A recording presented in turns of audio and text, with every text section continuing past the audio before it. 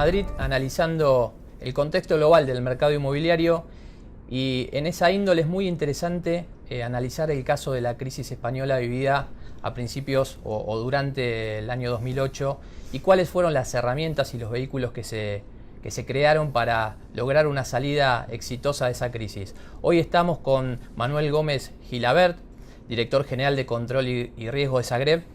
¿Qué tal? Gracias por recibirnos. Un placer. Bueno, contanos un poquito cómo fue históricamente, cómo se generó esa crisis tan importante en el mercado inmobiliario y cómo nace esta entidad para buscar una solución un poco innovadora a esa problemática. Bueno, en 2008, como consecuencia de la crisis global, ya se empezó a percibir en España que se producía una desaceleración de la economía, y también se empezó a vislumbrar que los mecanismos que en ese momento disponía el sistema financiero para poder gestionar esa crisis iban a ser insuficientes. En ese contexto, las autoridades españolas decidieron crear un nuevo organismo, un organismo de resolución, que se dio por llamar el FROB, el Fondo de Reestructuración Ordenada Bancaria. Ese fondo, que tenía una autonomía financiera y también, digamos, mayores poderes para abordar, digamos, la resolución y la reestructuración ordenada de los bancos que pudiesen tener problemas, fue el que estuvo gestionando los primeros impactos de la crisis entre el periodo 2009 y 2012. Durante ese periodo se pusieron en marcha varias medidas tendentes a tratar de mitigar el impacto de la crisis sobre el sistema financiero español. Una primera y muy evidente fue una consolidación del sector. En España el sector estaba muy atomizado, sobre todo en el ámbito de las cajas de ahorros. Entonces se dieron incentivos y se fomentó, digamos, la concentración sectorial para tratar de crear entidades más robustas con objeto de que pudiesen, digamos, abordar la crisis. Es cierto que la crisis, que inicialmente se pensaba que en países como España iban a tener, digamos, un impacto limitado, puesto que no había una contaminación clara, por ejemplo, del tema de las hipotecas subprime, que es donde nace la crisis en Estados Unidos. Al final, la propia contaminación a nivel internacional y las dudas que se empezaban a generar, digamos, sobre la robustez de la Unión Europea como una economía totalmente integrada, de la unidad del euro, fueron minando la confianza en los mercados hacia países que en principio tenían mayor exposición hacia el sector que en ese momento se identificó, digamos, como el más impactado por la crisis, en nuestro caso el sector inmobiliario. Dudas sobre la viabilidad de Portugal, de Irlanda o de Grecia en Europa, pues también pusieron el punto de mira a España, y se empezó a cuestionar la capacidad del país de abordar por sus propios medios la salida a la crisis. De tal forma que los esfuerzos que se realizaron en reforzar el capital de las entidades y en fomentar, digamos, la consolidación fueron insuficientes. En ese contexto tuvimos un punto de inflexión ya en 2012, donde efectivamente la desconfianza de los mercados era máxima, y podéis recordar la situación de Grecia en esos momentos, y estaba afectando a la economía española, pero estaba afectando al sector financiero en particular, a los bancos que estaban más expuestos y que eran más vulnerables ante la crisis. Y el problema fundamental es que también está afectando a aquellos bancos que, evidentemente, estando todos afectados por la evolución y la situación económica en España, tenían capacidad de solventar la crisis por sus propios medios, pero en esos mercados, en esa situación de estrés, los mercados no discriminan. Y está poniendo incluso en riesgo, por un problema de confianza, la viabilidad de entidades españolas muy solventes, como se ha demostrado que han sido capaces de superar la crisis, incluso de ser elementos que han ayudado a absorber y a solucionar la crisis de otras entidades más débiles, entidades tales como Banco Santander o BBVA o CaixaBank. los mercados en su momento no discriminaban y estaba afectando, digamos, a la confianza sobre el sector financiero. En ese contexto se deciden abordar medidas más drásticas en abril y mayo de 2012, estableciendo normas de registro contable más duras y exigentes para los bancos en términos de reconocimiento de pérdidas, sobre todo en aquellas exposiciones relacionadas con el mercado inmobiliario. Y en un momento dado, en junio, se llega a un acuerdo con la Comisión Europea. España firma lo que se llamó el memorándum de entendimiento, un memorándum de entendimiento con la Comisión Europea, por la que, con la finalidad de atajar definitivamente la situación de los bancos más expuestos y recuperar también definitivamente la confianza en la capacidad del país de salir adelante con el apoyo de sus socios europeos, se llega a este acuerdo y se establece, basado básicamente en 3 grandes elementos. Uno, el someter al sistema financiero español a un test de estrés, a una prueba de esfuerzo, coordinada conjuntamente con las autoridades europeas, con la Comisión Europea, el Banco Central Europeo y también la participación del Fondo Monetario Internacional, para tratar con una prueba creíble de discriminar entidades vulnerables y por lo tanto que estaban en riesgo de un eventual colapso porque no eran capaces con sus fondos propios de superar el entorno de crisis, de aquellas que eran capaces por sus propios medios de abordar y superar la situación. 2, establecer un mecanismo de reparto de las pérdidas, hacer soportar en primer lugar las pérdidas derivadas de la crisis a los principales stakeholders, básicamente accionistas o aquellos tenedores de bonos subordinados o de peor calidad crediticia que el senior, con objeto de que no toda la carga del rescate recayese en el contribuyente español.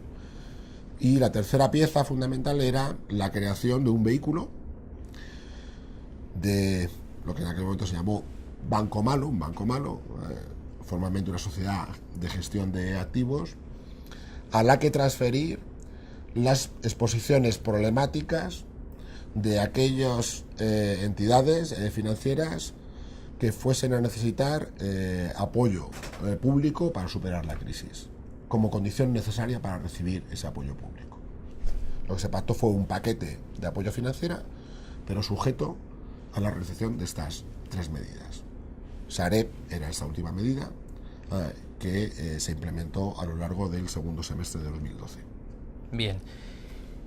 Lo interesante de mirar la historia es también identificar algún patrón para el futuro, ¿no? Y si bien esto fue una crisis global, ¿considerás que hubo algún error de diagnóstico también?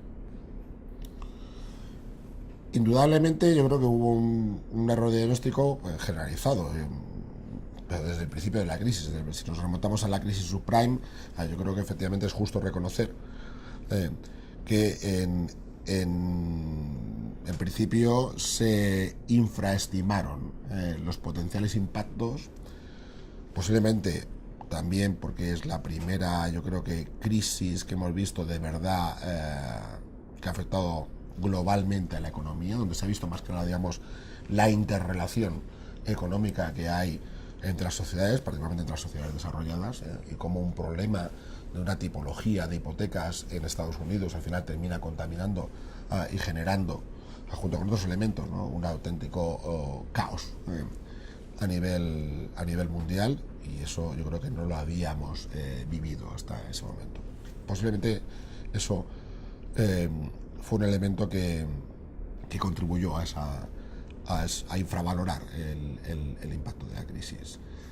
En particular en España, como decía al principio, los bancos españoles son bancos básicamente retail, no tenemos una gran banca de inversión, con lo cual sí que es cierto que había una cierta sensación de confort, en el sentido de que ese impacto a nivel que venía sobre todo de la banca de inversión, de los mercados mayoristas, tendría un impacto limitado en la banca española.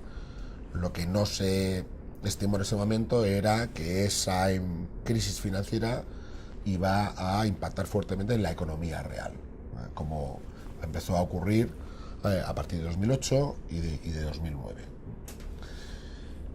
Entonces, sí que hubo posiblemente una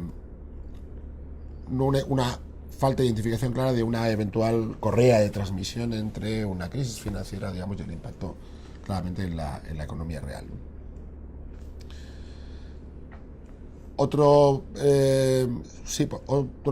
posible error de diagnóstico era el pensar que, bueno, cuando ya se identificaron los primeros impactos en la economía real, que el sistema financiero español estaba suficientemente capitalizado y tenía un elevado nivel de provisiones, digamos, para afrontar un primer shock en la economía real. Y es cierto, yo creo que es justo reconocerlo, que en términos de requerimientos regulatorios, el sistema español ha sido desde siempre de los más exigentes.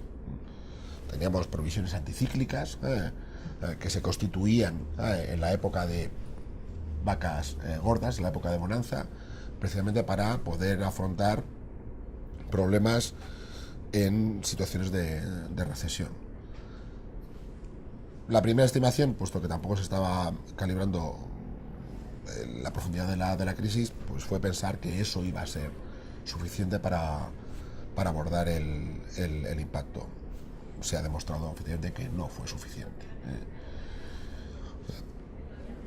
Yo creo que es justo decir que aquel que dijese que en 2006 el calibre y el tamaño de la crisis que se nos vino encima era fácil de adivinar, yo creo que no es cierto. Pero sí que es cierto que, bueno, pues que no fuimos posiblemente lo suficientemente agresivos para implementar paquetes de medida al principio de la crisis más amplios o más completos, pensando en que el impacto de la crisis iba a ser mucho más limitado. Y eso al final, poco a poco, conforme, digamos, fue contaminando y fue poniendo en duda muchos elementos que hasta ese momento, como por ejemplo la estabilidad del euro, se consideraban, digamos, intocables. A partir de ahí, efectivamente, pues los mercados se centraron en aquellas economías que a priori tenían perfiles más débiles. Y España, ¿no? En general, los países del sur de Europa aparecían, digamos, como países más vulnerables. Y eso no se consideró. O sea, pensábamos que los vínculos de unión del euro eran mucho más robustos y que era más difícil atacar, digamos, a la Unión en su conjunto que a cada país individual. Al final los mercados fueron capaces de poner en cuestión la viabilidad de países individualmente. Bueno, ¿cómo contribuyó entonces Sareb a la salida de esta crisis y cómo fue el nacimiento y cuáles fueron los principales principios que se abordaron en ese momento crítico? Como decía antes, Sareb era una de las piezas que se pusieron encima de la mesa para tratar de atajar de forma definitiva y radical la crisis, ¿no? Esto fue un programa que se pactó con la Unión Europea y teniendo en cuenta esas tres piezas. Como decía, una de las piezas era la creación de una sociedad de gestión de activos en la que aislar los activos problemáticos de los bancos o de las cajas de las entidades financieras que fueran a necesitar algún tipo de apoyo público. Esta decisión se tomó en junio del 2012 y el condicionante para recibir el apoyo de la Unión Europea era tener completado el ejercicio de estrés y el traspaso de los activos a este vehículo antes del 31 de diciembre de 2012. Era, digamos, un timing bastante exigente en esos términos, ¿no? Lo que hubo que abordar en ese momento era primero determinar qué entidades iban a tener que recibir apoyo público por su incapacidad de abordar la crisis por sí mismas. Eso fue el resultado del ejercicio de estrés que se realizó. Fue un ejercicio de estrés llevado a cabo por una compañía privada, en aquel caso por Oliver Wyman, pero aplicando, digamos, los parámetros que se habían acordado con las autoridades europeas, ¿no? A partir de ese ejercicio, en el que se establecían una serie de escenarios para la economía española en los próximos 3 años. Se clasificaron las entidades en 3 grupos. Las llamadas entidades del grupo 0, que eran entidades que en esos escenarios eran capaces de soportar el estrés sin apoyo público. Ahí estaban Banco Santander, BBVA, Caixa, Bankinter, bueno, buena parte del sector financiero español, que ha sido capaz de superar exitosamente la crisis. Las entidades del llamado Grupo 1, que eran entidades que ya estaban identificadas como débiles y que tenían ya algún tipo de apoyo financiero de intervención por parte del FROB, del Fondo de Reestructuración Ordenada Bancaria, que estaban claros que necesitaban más apoyo público. Las entidades del Grupo 2, que eran las que no estaban intervenidas por el FROB, pero que no eran capaces realmente de superar la crisis por sus propios medios, es decir, iban a necesitar más apoyo público. Y las llamadas entidades del Grupo 3, que necesitaban reforzar capital, pero que en principio tenían un plan para cumplir con los requerimientos vía privada. Lo que se decidió en ese momento era que las entidades del Grupo 1 o 2, como iban a recibir apoyo público, tenían que cumplir con estos requerimientos que señalaba al principio. Uno de ellos, traspasar los activos a Sareb. Lo primero que hubo que hacer fue determinar el perímetro, es decir, qué activos a traspasar. El debate conjunto con las autoridades europeas al final se centró en concentrar el esfuerzo y hacer una limpieza profunda centrada en aquellos activos que había un consenso de mercado que eran los que tenían peor calidad o que habían sido e iban a ser más afectados por la crisis. La conclusión fue básicamente el sector inmobiliario. El crecimiento de la economía española durante el principio de los años 2000 fue muy intensivo en el mercado inmobiliario. Hubo momentos del ciclo, en 2006 y 2007, que en España se construían 800.000 viviendas al año, o sea, más que en el resto de la Unión Europea.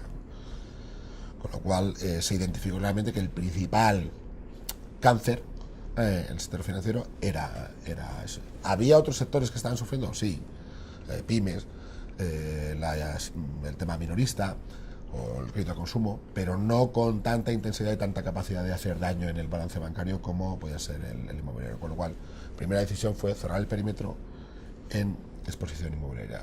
La segunda decisión era a qué precio se traspasan los activos. Esas son las grandes decisiones que hay que tomar.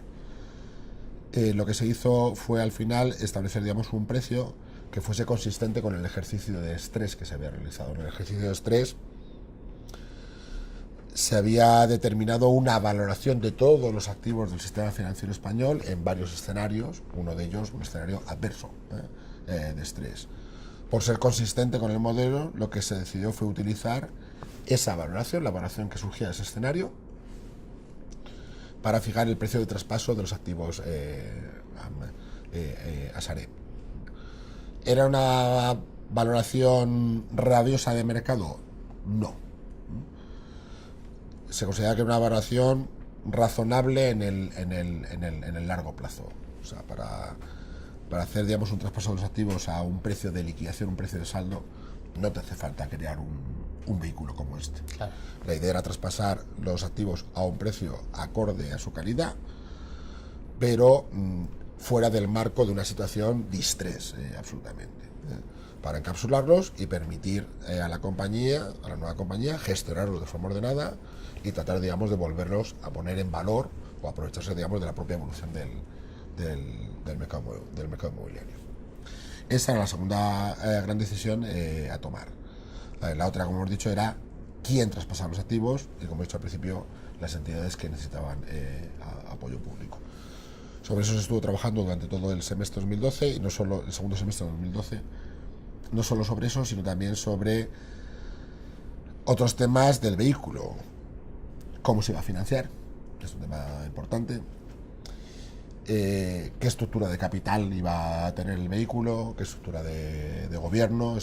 Todo fueron temas que se abordaron con la Troika. En cuanto a la estructura de financiación, lo que se acordó es que el traspaso de los activos se iba a hacer a las entidades transmitentes mediante la entrega de bonos emitidos por Sareb con la garantía del Estado. ¿Con esto qué se conseguía? Se conseguía no solo sacar del balance de los bancos activos problemáticos en términos de valor, sino también conseguía sustituir activos ilíquidos por activos líquidos y rentables. De tal forma que eso también permitiese a las entidades volver a concentrar sus esfuerzos en la concesión de crédito ordinario y permitirles financiarse de forma más razonable en el mercado, acudiendo a las ventanas de liquidez del Banco Central Europeo o utilizando estos valores como colateral en mercado. Esa fue una decisión importante que también se tomó. La estructura de capital, también se concluyó que esta compañía debía ser una compañía privada. Aunque teníamos un mandato público, y sigue siendo un mandato público, que era conveniente y necesario utilizar estándares de gestión privados en la compañía. Aquí también había un objetivo máximo fundamental a buscar. Se pretendía evitar la consolidación de la compañía con la Administración General del Estado. Por eso se buscó una estructura de capital aportada mayoritariamente por el sector privado. El capital de Sareb está suscrito un 55% por agentes privados, básicamente el resto de bancos que no necesitaron ayuda pública, y un 45% por el Estado español. Hay apoyo del Estado, pero mayoría de capital privado, y somos una sociedad mercantil normal desde ese punto de vista. Nuestro Consejo de Administración también refleja esa estructura.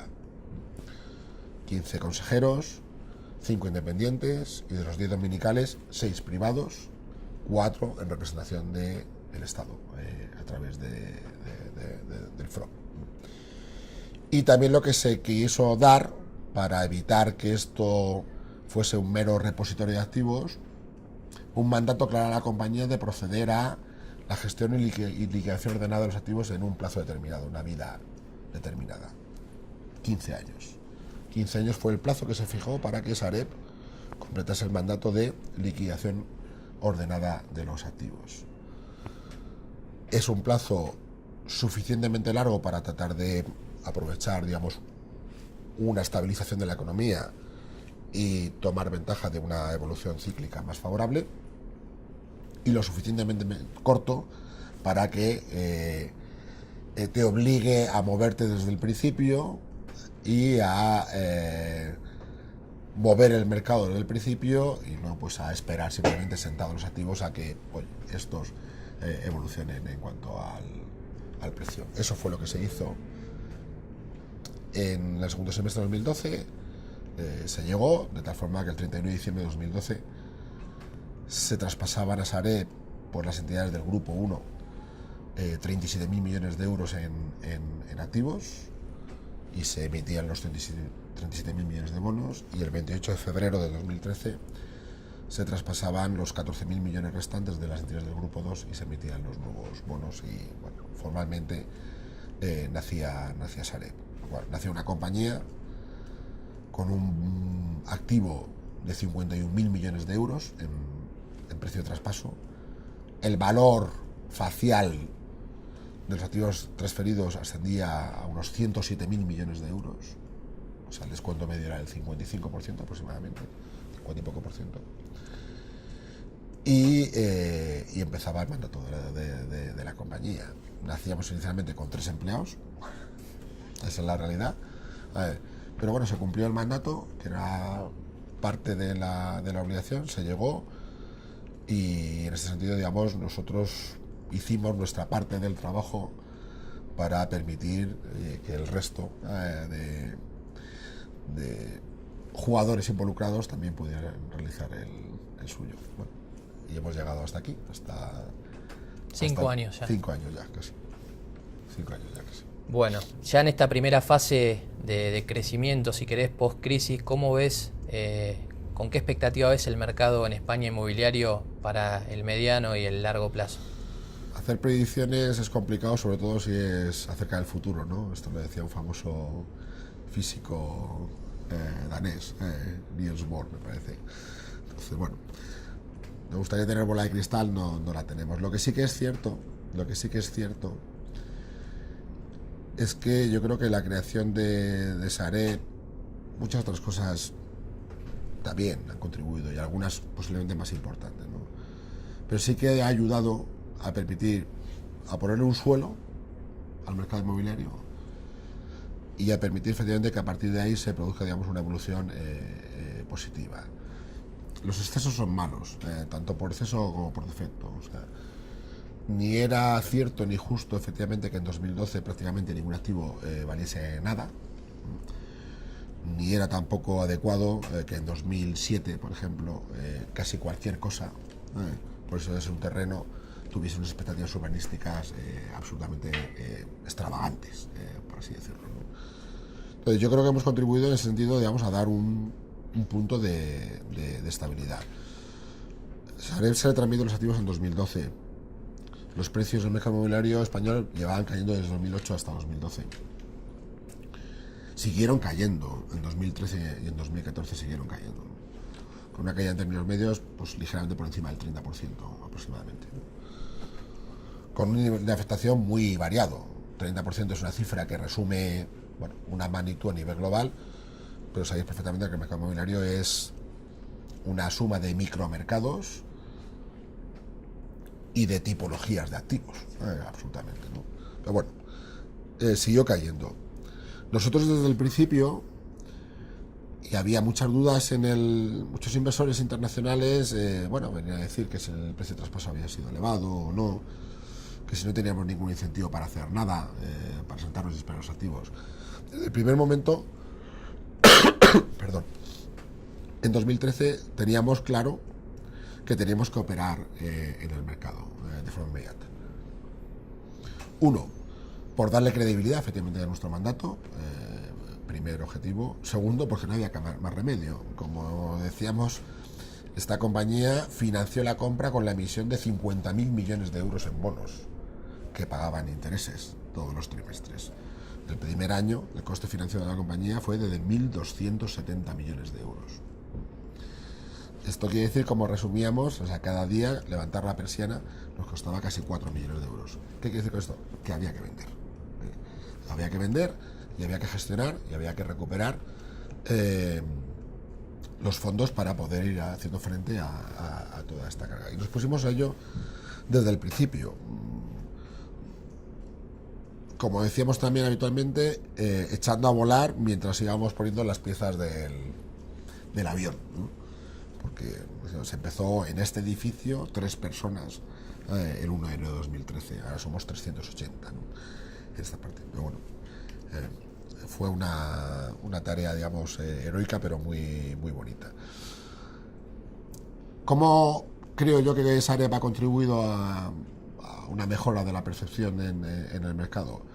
En primer lugar, poniendo activos en el mercado a un precio razonable de mercado. Nosotros no queremos ser, digamos, el market driver del mercado. Aparte es muy difícil y prácticamente imposible ser el market driver del mercado. Somos en términos de volumen, posiblemente el mayor tenedor de activos inmobiliarios y de colateral inmobiliario del país, pero aún así, en el momento álgido no representaremos más que un 5 o un 6% de las transacciones en el mercado inmobiliario español. O sea, con eso tú no puedes el mercado. Pero sí que es cierto que si pones producto para transaccionar el mercado, empiezas a fijar, digamos, determinados suelos y a dinamizar, a dar confianza a los operadores, ¿no? Otra cosa que se hizo fue empezar a hacer también transacciones a nivel institucional. En mayo de 2013 lanzamos la primera cartera. Preparamos una cartera, se ofreció a los inversores y se cerró esa cartera. Fue la primera operación institucional que se hacía en España con esta tipología de activos en 3 o 4 años.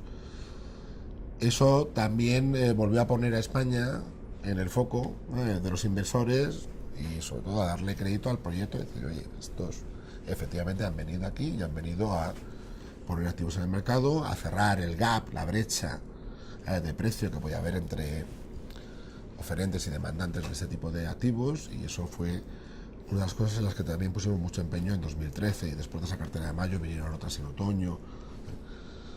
El precio se fue estabilizando durante 2013 y en 2014 finalmente se estabilizó. y vinieron efectivamente, y a partir de nuestras carteras aparecieron otros jugadores en el mercado también poniendo carteras. Se asentaron, digamos, unas bases, se pusieron, digamos, algún cimiento, algún suelo a esto, donde a partir de ahí, valorar, discriminar entre los activos, asumir distintos niveles de riesgo, pero al menos empezar a transaccionar, ¿no? Es cierto que desde 2014, el segundo semestre de 2014, el mercado financiero en términos globales se estabilizó. Insisto, esto es un tanto engañoso, porque hay zonas ahora mismo que están creciendo a buen ritmo, pero hay zonas en España en los que los activos todavía siguen cayendo de precio. Insisto, esto es un conjunto de micromercados, pero sí que es cierto que ya la demanda ha vuelto a aquel producto que es líquido, que es atractivo y que está en precio, que antes no la había. Ese crecimiento se está acelerando en términos de precio, conforme a las estadísticas recientes, se va acelerando año tras año. Se había producido, digamos, también un embalsamiento de demanda de esta tipología de activos, tanto en las familias españolas como en los inversores también internacionales, ante la incertidumbre, ¿no? Y ese embalsamiento pues se está liberando y está, digamos, presionando, yo creo, que a determinadas zonas del mercado. Nuestras perspectivas a largo plazo, y así lo contemplamos en nuestro plan de negocio, es que el crecimiento entendemos que va a seguir. El crecimiento, digamos, en precio va a seguir. A esa estabilización en precio e incremento del precio, lo que le ha seguido, como suele ocurrir en cualquier mercado, una vez que los precios empiezan a subir, lo que empieza a incrementarse son los volúmenes de las transacciones. Lo estamos viendo. Ya hay nuevos promotores, nuevos inversores finalistas que están incorporados al mercado a poner producto nuevo en el mercado. En Madrid, en Barcelona, en la costa del Levante español, en Andalucía, pero cada vez en más sitios, con lo cual a este incremento de precio va a ir seguido claramente un incremento de las transacciones. ¿Cuánto tiempo dura esto? No lo sé, porque tampoco está claro efectivamente cuánto duran ahora los ciclos. Yo desearía que fuese una evolución positiva pero razonable. Eso significaría que hemos aprendido algo de la crisis. Si los momentos volvemos a sufrir elementos especulativos agresivos, de burbujas, pues volveremos a tener problemas parecidos a los que hemos tenido en el pasado. Pero nuestra perspectiva es positiva. ¿Qué dificultades han tenido al momento de colocar los activos teniendo en cuenta los valores de tasación originales, ¿no? Es una problemática bastante importante. Sí, es una problemática importante. Como he señalado al principio, el precio de traspaso fue un precio que se fijó de forma administrativa. Lo fijó el Banco de España. Y de forma consistente, como decía, con el ejercicio de estrés que se había realizado para la banca, lo cual tenía todo el sentido del mundo, porque si se estaba poniendo un escenario al cual valorar los activos para ver si los bancos eran capaces de soportar ese estrés o no, no tenía sentido, digamos, luego aplicar un precio distinto. Ese era el racional y tenía sentido. La dificultad que esto planteado desde un punto de vista práctico es que la valoración que se hizo, la estimación de los valores que se hizo, fue una estimación por clases. O sea, tomando datos muy granulares, se hicieron más de 1 millón de tasaciones de valoraciones en el proceso de estrés, y al final de esas tasaciones se extrapolaban valores o descuentos medios sobre los activos, ¿no? Por tipología de clases, en función de vivienda terminada, no terminada, suelo rústico, urbano, terciario, comercial, oficinas, Madrid, costa, incluso por entidades, pero por clases, en últimas, bastantes clases, pero por clases. Entonces, el precio de traspaso que se aplicó a esos activos para Sareb fue este valor medio, planteado en términos de un descuento medio sobre el valor bruto contable, el valor de los dineros de los bancos. En su conjunto, la valoración, que es una valoración de largo plazo, podía ser razonable, algo sobreestimada, pero razonable. Pero en el planteamiento individual el valor era medio, con lo cual tenías activos con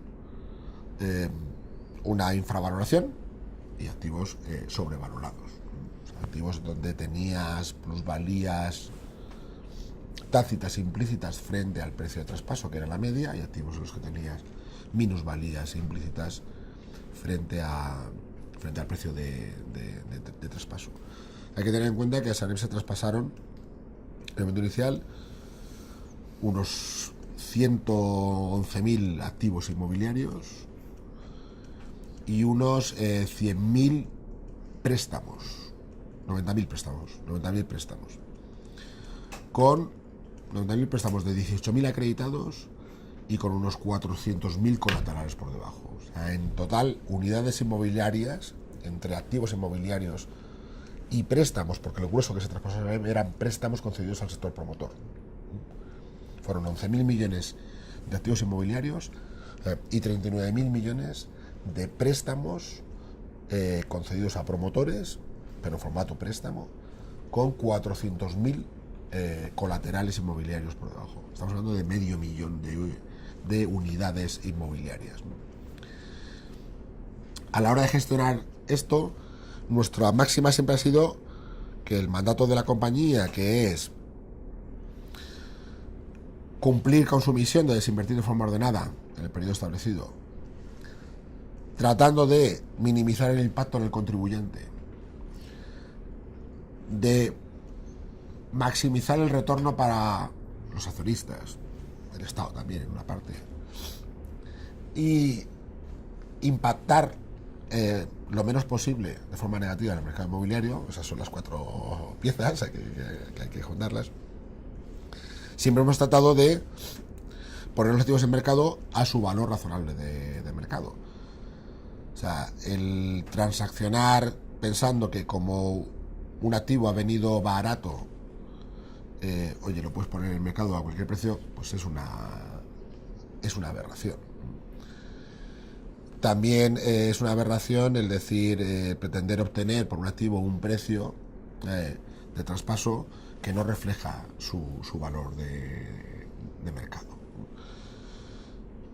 El problema es que tienes que conjugar esos elementos con el mandato de desinvertir. O sea, hay que hacer un volumen mínimo cada año para, como decía, ir afrontando la amortización de la deuda senior de la compañía y de pagar los gastos de la compañía, pero también tienes que hacerlo de forma equilibrada, porque también tienes unos fondos propios, 4.800 millones de euros fue lo que recibimos, y los tienes que gestionar a lo largo del tiempo. Es decir, salir a vender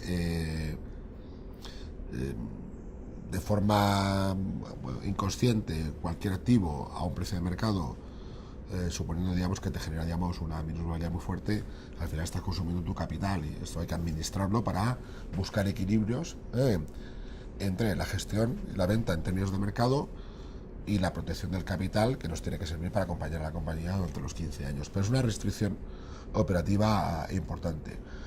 Nosotros, al final, el objetivo que buscamos es, y siempre la referencia, cualquier decisión que toma Sareb, siempre hay una valoración de mercado por detrás. No vivimos tampoco en un mundo irreal. El mercado inmobiliario no es un mercado transparente en cuanto a la formación de precio. Por desgracia, esto no es una pantalla de Bloomberg o una pantalla de un mercado cotizado, donde el precio está muy claro para todos los gestores. Aquí depende de expectativas, depende de modas, incluso de demandas puntuales. No tienes una certidumbre a la hora de poner el precio, pero sí instrumentos y una metodología consistente para establecer, digamos, los parámetros a los que nos parece razonable operar, y a partir de ahí la flexibilidad para adaptarnos, digamos, a que haya más demanda o menos demanda en el mercado.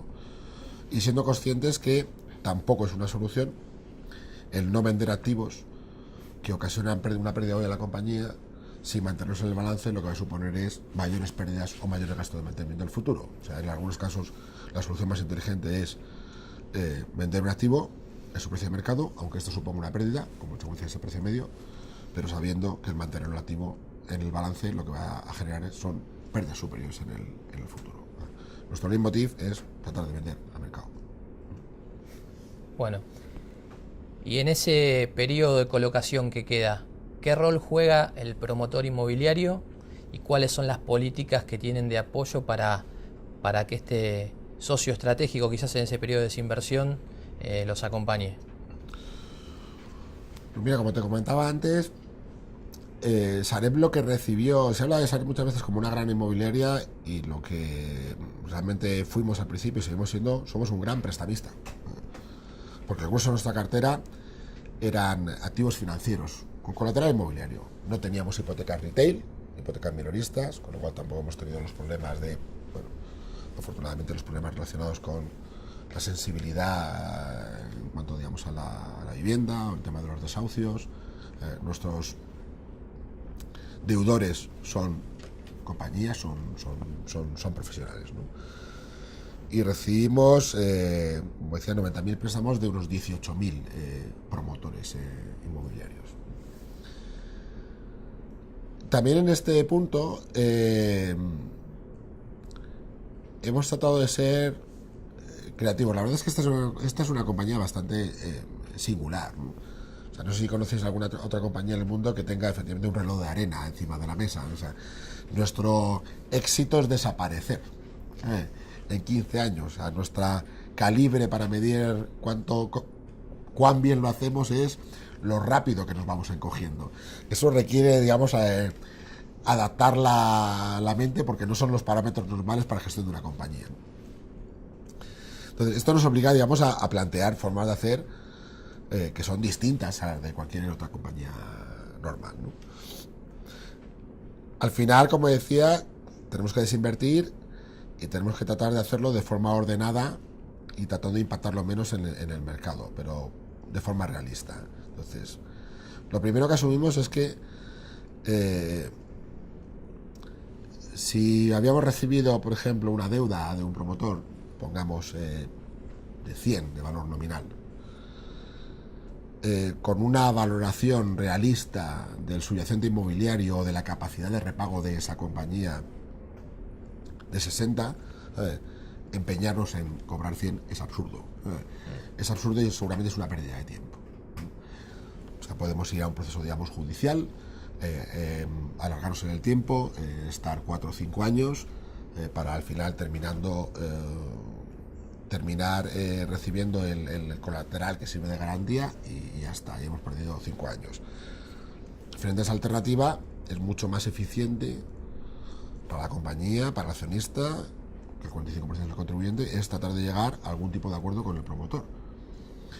Y en ese sentido hemos sido bastante, yo creo, que vanguardistas, y pusimos enseguida en marcha iniciativas de colaboración con los promotores para evitar que tirasen la toalla, que abandonasen la compañía o el activo, y se siguiesen involucrando en la gestión del activo, asumiendo todos que la recuperación realista era la que era, pero llegando a acuerdos con ellos para decir, vende los activos desde el balance de tu compañía, estos son los precios de mercado razonables para estos activos a los que se tienen que vender, y conforme se vayan vendiendo los activos, vamos dando carta de pago y cancelando la deuda, asumiendo efectivamente que esa es la parte recuperable. O sea, tratando de buscar elementos de colaboración, Sareb promotor, para dar salida a la balsa, al elevado volumen de activos que teníamos, aprovechando el conocimiento de mercado, del micromercado que podía tener, digamos, el promotor en cada momento, y siempre y cuando, evidentemente, él estuviese dispuesto a colaborar. Eso fue lo que llamamos planes de dinamización de ventas, que son acuerdos bilaterales con el promotor, y que, por ejemplo, a día de hoy es una de las principales fuentes de ingresos que ha tenido esta compañía.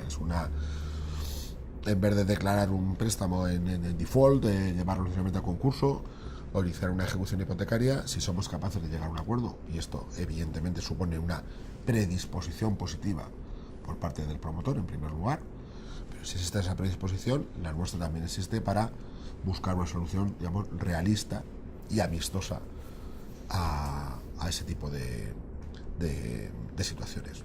Este es un ejemplo. Hay otros, se han lanzado planes para ofrecer a los deudores la posibilidad, digamos, de recomprar de forma anticipada las deudas, siempre teniendo en cuenta su capacidad de pago, el valor del subyacente. Como os he dicho, siempre detrás de una decisión nuestra hay un valor, o sea, hay un valor que nosotros calculamos y que es lo que consideramos el valor intrínseco del activo, y sobre ese valor, en torno a ese valor, tratamos de operar. Una solución amistosa siempre es mucho más barata y por lo tanto más eficiente también para el contribuyente que una solución inamistosa de un proceso, digamos, concursal o un proceso judicial en el que te puedes eternizar o llevarte, pues eso, 3, 4, 5, 6, 7, 8 años. Es un gasto de mantenimiento, eso supone envilecimiento del activo por desatención. Esa ha sido nuestra aproximación, insisto, siempre de una forma realista y responsable, sí, exigiendo en primer lugar corresponsabilidad y colaboración al promotor. Otro tipo de cosas que hemos hecho ya en plan, digamos, más constructivo, pues nos hemos recorrido toda España, yo creo, teniendo reuniones con las asociaciones de promotores para darles a conocer nuestra labor, para darles a conocer nuestra aproximación, para abrir nuestras puertas, para recibir también feedback por su parte para búsqueda de soluciones prácticas para este tipo de cosas. Y ahora, recientemente, aprovechando el momento de mercado, Sareb no solo está liquidando, sino que está empezando, digamos, a promover, o sea, de forma elegida, de forma pequeña para lo que es nuestro tamaño, pero tratando, digamos, de, en esta finalidad, de aportar el mayor valor añadido que podamos para nuestros accionistas, seleccionando suelos para desarrollo de promociones, para tratar, digamos, de capturar esa parte del valor añadido. Esto tratamos de hacerlo también de la mano de constructoras independientes. No tenemos ningún afán de crear aquí ninguna constructora de nuevo cuño, ni ningún gran promotor inmobiliario. Solemos ir en joint ventures con promotores locales que conocen el entorno y que apuestan por eso, y con constructores que tienen acreditada experiencia. Es una forma también que estamos tratando de hacer para revitalizar el sector y poner efectivamente, nueva vivienda a un precio razonable en sitios donde el riesgo que se asume de viabilidad comercial por nuestra parte es pequeño y tenemos mucho para escoger. Esa es la fortuna que tenemos. Bueno, Manuel, habíamos analizado la historia de la crisis, cuál fue el objetivo de la creación, y ahora me gustaría que nos comentes cómo analizás estos 5 años de gestión y cuáles fueron los principales logros que llevaron adelante con esta innovadora herramienta. Hoy estamos a 30 de noviembre y hace 2 días cumplimos nuestro 5º aniversario formalmente.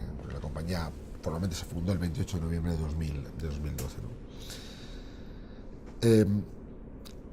Como decía al principio, Sareb era un instrumento, ¿no?, para solucionar un problema.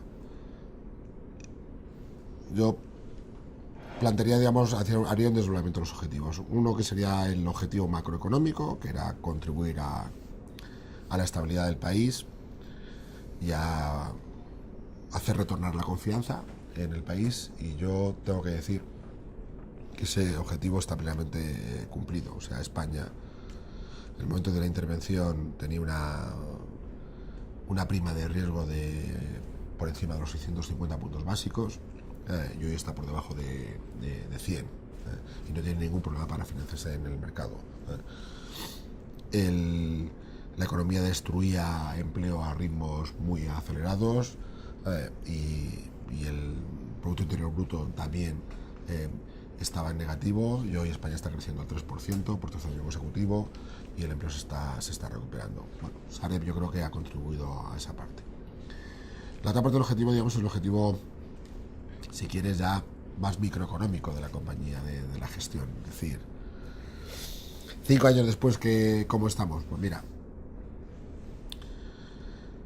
Lo que era un folio en blanco ahora mismo es una compañía con 380 empleados.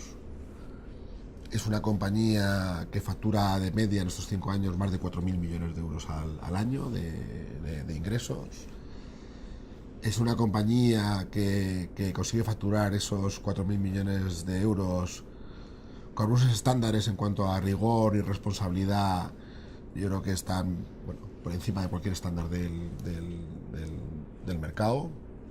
Es una compañía que ha sido capaz de granjearse el respeto y una buena reputación, no solo en el mercado nacional, sino también en el mercado internacional. Tenemos compradores recurrentes de Sareb que vienen a procesos concurrentes y competitivos, y que son de los principales players en este ámbito en el mercado, y que lo que nos trasladan sistemáticamente es que hacemos las cosas de forma seria y responsable. En términos de números, terminaremos 2017 habiendo amortizado o reducido nuestro endeudamiento y por lo tanto el aval del Estado, la contingencia para el Estado, en casi 13.000 millones de euros. Es un 26% de la deuda original de la compañía. Sareb es una compañía que, al margen de la visión inmediata y cercana que entendemos, digamos, ha generado y genera externalidades muy positivas en el resto de la economía. Hemos hablado o hablaremos de alguna de ellas, sobre el impacto en el mercado inmobiliario, pero también, digamos, en otros aspectos que no están directamente relacionados con los números de su actividad. Somos uno de los principales contribuyentes en términos impositivos fiscales del país. Llevamos 5 años y hemos pagado más de 800 millones de euros en impuestos. Impuesto de bienes inmuebles, impuesto de pluralidad municipal, IVA. O sea, generamos, digamos, inducimos mucha actividad. Hemos contribuido al desarrollo de una nueva industria en España, que es lo que se ha dado por llamar la industria del servicing. Alrededor de Sareb, y también de otros jugadores, pero posiblemente Sareb ha sido un elemento muy importante para catalizar y para consolidar eso, han aparecido una industria de servicios auxiliares que se dedica a hacer la gestión y la venta de los activos non-core de las entidades de crédito. Pues esta parte de legacy asset, de activos problemáticos, que los bancos quieren apartar de su gestión cotidiana para centrarse en su labor principal, ha generado, digamos, nuevas industrias, y tenemos ahora mismo en España posiblemente 4 o 5 de las principales compañías de este tipo. 4 de ellas son proveedores de Sareb, y hemos contribuido, digamos, a dinamizar este sector, que también está saliendo fuera del país. O sea, se ha desarrollado una industria, sin abandonar nuestro mandato, que es pues, liquidar los activos y tratar de obtener el mejor retorno que podamos para nuestros accionistas. Hemos incorporado también la vertiente social. Hemos tratado de hacer compatible este mandato con introducir elementos de sensibilidad ante los problemas que ha habido en España en relación con el acceso a la vivienda. Y esto ha sido de forma voluntaria por parte de la compañía, y tratando de hacerlo compatible con su último mandato. Y hemos llegado a acuerdos con casi todas las comunidades autónomas españolas, con casi todas las regiones, para aportar vivienda para que ellos lo pudieran poner a disposición de personas desfavorecidas o en riesgo de exclusión social. O sea, casi 4.000 viviendas se han puesto a disposición de las autoridades españolas para paliar problemas de acceso a la vivienda de determinados colectivos menos favorecidos, y eso ha beneficiado a unos 6.000 o 7.000 personas indirectamente. Bueno, yo creo que hemos contribuido a a ir dejando una impronta sobre la forma de hacer las cosas. Decía también que somos una compañía particular y estamos obligados a ser innovadores, ¿no? Estamos promoviendo también nuevas prácticas en los mercados porque a nosotros nos hace falta y nos vienen muy bien porque somos una compañía que gestiona un único producto, ¿no? Otras compañías que tienen fuentes alternativas de ingresos a lo mejor pueden compensar la evolución de un mercado con otro, ¿no? Pero entendemos que el desarrollo de mercados secundarios, por ejemplo, en torno a este mundo de los NPLs, de los Non-Performing Loans, sería un elemento, digamos, que contribuiría a dinamizar mucho este sector y sería un elemento bastante potente para ayudar también a los bancos, no solo españoles, sino a nivel europeo, a ir desaguando la cartera de activos problemáticos que todavía tienen sus balances. Hemos puesto en marcha nosotros un proyecto que lo hemos llamado Dubai y que es una plataforma, un embrión de una plataforma electrónica de préstamos en la que tratamos efectivamente de abrir el acceso a esta plataforma no solo a los principales jugadores internacionales que tienen los recursos para poder hacer estas operaciones, sino también a aquellos inversores locales que tengan, digamos, una forma de acceso fácil, accesible, y de esta forma podamos introducir, digamos, competencia y transparencia en la formación de precios. Bueno, yo creo que en 5 años hemos hecho muchas cosas, nos queda mucho por hacer, nos queda todavía mucho por hacer, y lo importante es que no perdamos la ilusión por seguir intentándolo.